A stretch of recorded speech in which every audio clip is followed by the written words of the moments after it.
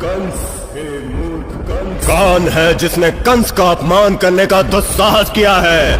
कौन है जिसे अपने प्राणों का मोह नहीं रहा? मूर्ख, ये प्रलाप करने का समय नहीं, भेद प्रकट करने का समय है। अरे दुर्बुद्धि, जिस देवकी को तू बड़ी प्रसन्नता से रथ में बैठा कर ले जा रहा है, उसी देवकी की 8वीं संतान तेरी मृत्यु बन के आएगी।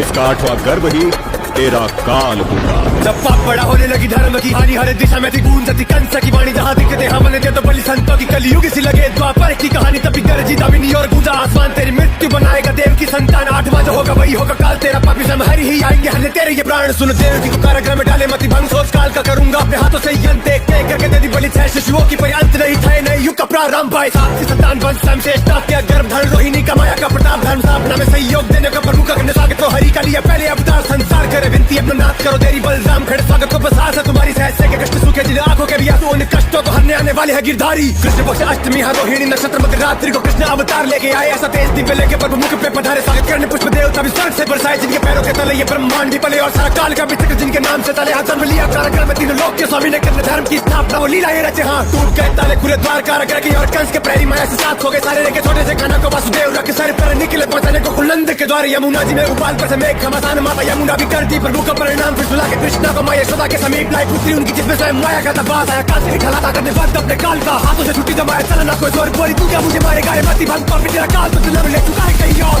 विष्णु फिर से छल कर गया छलिया, परंतु कब तक रक्षा कर पाएगा उस बालक की मेरे इन हाथों से, जिस कंस के भय से स्वर्ग के देवताओं से लेके पाताल के असुर तक थर्रा उठते हैं। उस कंस के साथ तू माया का ये खेल खेल रहा है, परंतु अधिक समय तक नहीं। इससे पहले वो बालक मेरी मृत्यु बन के आए, मैं स्वयं उसका काल बन जाऊंगा।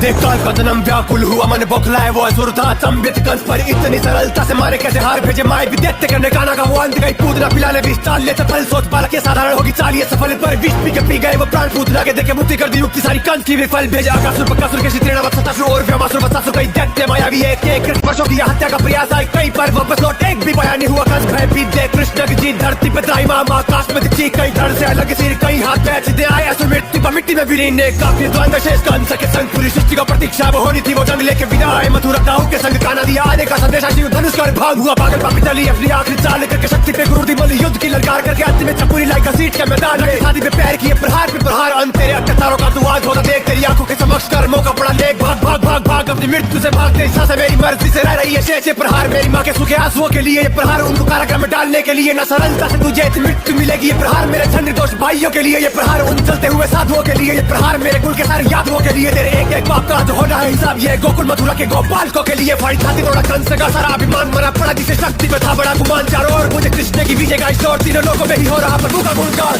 यदा यदा हि धर्मस्य ग्लानिर्भवति भारत, अभ्युत्थानमधर्मस्य तदात्मानं सृजाम्यहम्।